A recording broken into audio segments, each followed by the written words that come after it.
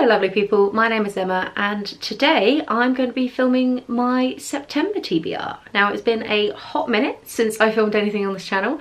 This is me coming off around a 2-year hiatus, and I will do a bit of a life update at the very end of the video, so if you are a long-term viewer of the channel and would like to know what I've been up to in the past few years, I'll do all of that at the end. But if you're relatively new here, then we're just going to get started on the books first.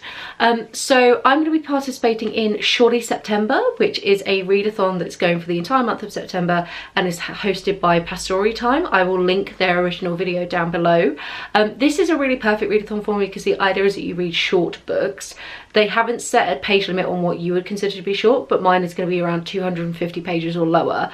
And I've still got a couple of exams for my student veterinary nurse apprenticeship, which I'll talk more about at the end, pending. So for me, short reads in the month of September are going to be really helpful because it means that I'm not getting too bogged down with books, and if exam dates need to change and shuffle around or revision has to be really ramped up, I'm not committing to a 500-page book that I'm never going to get finished.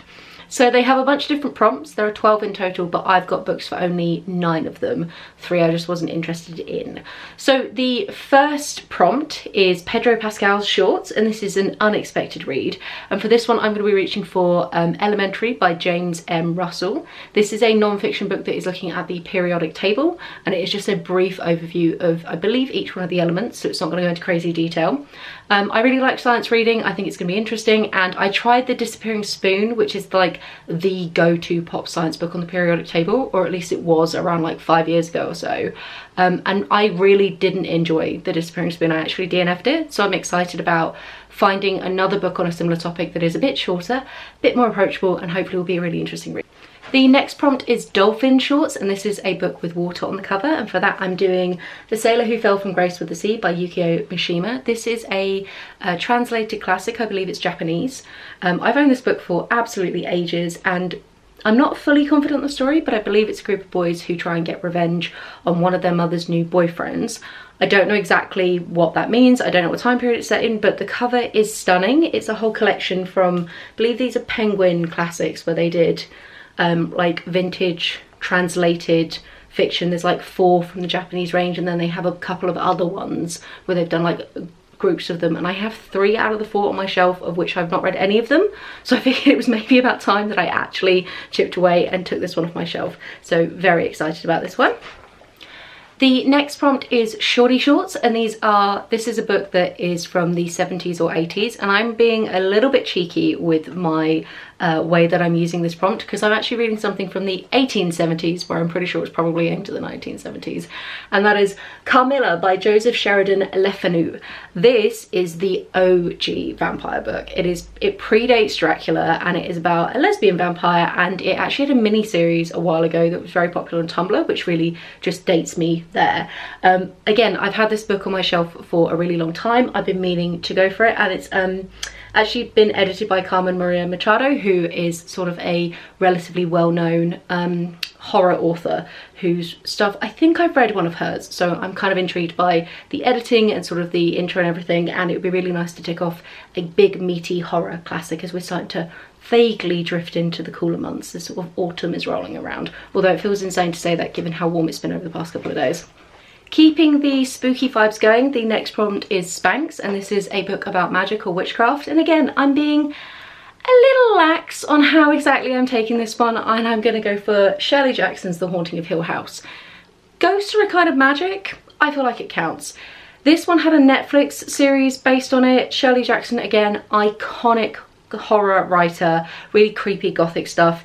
It's a collection of people invited to the Hill House, and then sort of spooky things that happen from there, and the way that like the human mind can play tricks on itself.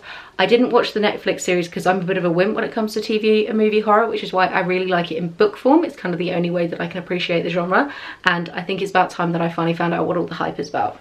The next prompt is Denim, to read a modern classic, and I'm going to go for Junrai's Wide Sargasso Sea. This is kind of a prequel book in many ways to Jane Eyre by Charlotte Bronte. Whoa, had to think then for a second, didn't I? And this is looking at Mr. Rochester's crazy wife who's locked in the attic, whose name I've completely forgotten, but it's actually like her prequel story. I haven't actually read Jane Eyre. I keep meaning to, and I haven't read this book because I haven't read Jane Eyre, which means I'm just putting off a modern classic because I haven't got to the classic itself, which is a little bit crazy because I've read many prequels, retellings, etc, of other classics where I haven't felt the need to do the original first, and Jane Eyre is a bit of a beefy book, so it'd be nice to get to this one and see what all the hype is about for definite. A lot of the books that I have on this TBR are classics or translated fiction in some form because they seem to be the shorter books that I have on my shelves that I naturally gravitate towards. I don't often buy modern novellas, so this is very much slanted toward classics. And I'm really enjoying having the headspace of being able to appreciate classics at the moment because I've been studying fairly constantly for the past 2 years. A lot of relatively heavy going like science biology stuff, so it's very nice to actually be able to enjoy having the mental capacity to enjoy something that isn't just romance books at the moment. So I'm really kind of branching out and reading a lot more classics, translated fiction, non-fiction again, and enjoying myself for it. So September has very much been geared up with that in mind. Having said that, the next book that I'm going to talk about is absolutely none of those things, and has been very much built in with the idea that exams are not fully done and I probably do still have some work left to do. So the next prompt is a comfort read, and I'm very much going to be ploughing through some of the Animorphs books by A Applegate.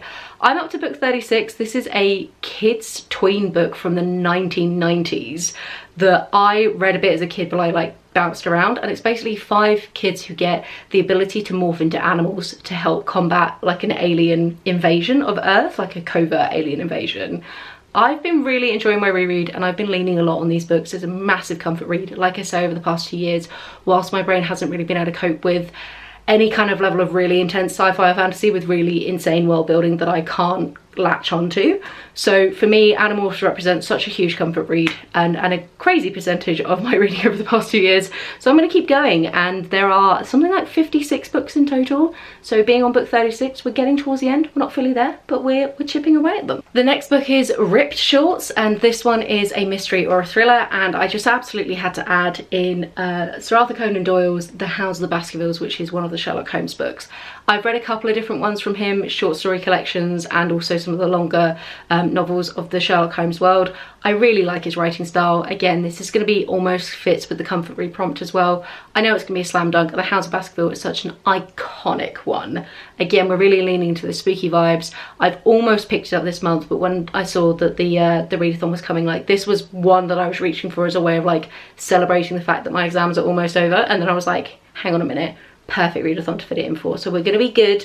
We're not going to read it early, but it will be one of the first things I reach for in September, guaranteed. The next prompt is Elizabethan Shorts, and this is a historical book, and I'm actually taking this to mean rather than historical fiction, I'm going to read a book about history as a form of non-fiction, because I really don't have much non-fiction on this list. A lot of my non-fiction books are beefy boys, so it's nice to throw in a couple of these shorter ones.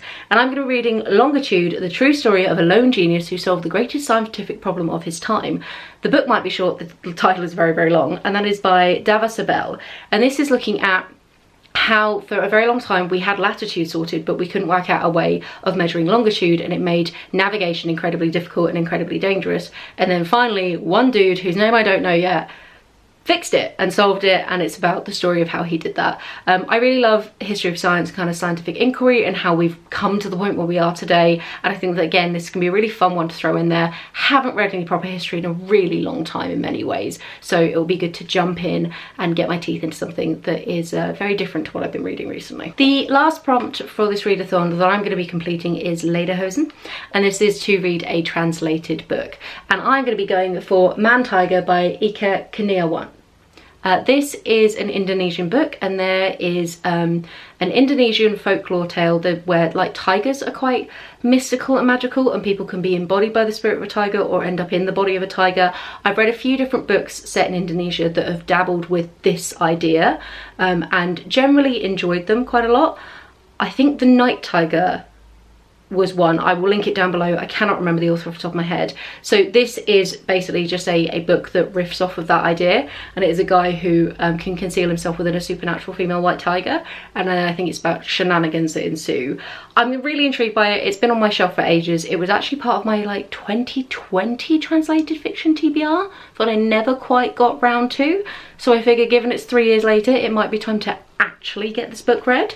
That is the downside to having a huge hiatus in your reading. You end up with a lot of books that have been on your TBR for a really long time.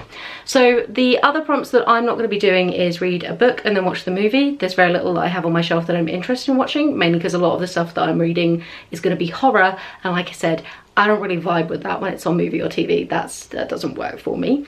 I might see if I can find the miniseries for Carmilla, but I'm not that bothered. Then there's also read a spicy read, which I've been reading enough spicy reads normally. The whole point to this is to be taking a break from the fact that all I've been able to read recently is romance. And then the final one is read a book that you bought to look cool.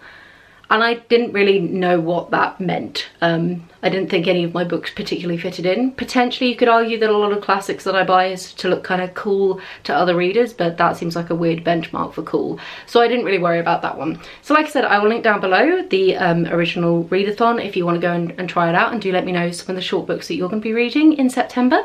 In terms of a general life update, I'm doing really well. I have blue hair now, I have a new tattoo, and my course is 85% over. The intention is to be posting hopefully 2 times a week again. I say hesitantly, not sure if this is ever going to see the light of day, but who can tell. And I will probably have some kind of exam like late September, early October. The exact date is not nailed yet, and then there's going to be another major one at the very end of November hopefully, and then I'm pretty much done. So the hope is that I can kind of get a bit more of a work-life balance back, and that might involve coming back to booktube a bit more. So fingers crossed. I'll see you guys soon. Have a wonderful reading week, and yeah, that's about it. Bye.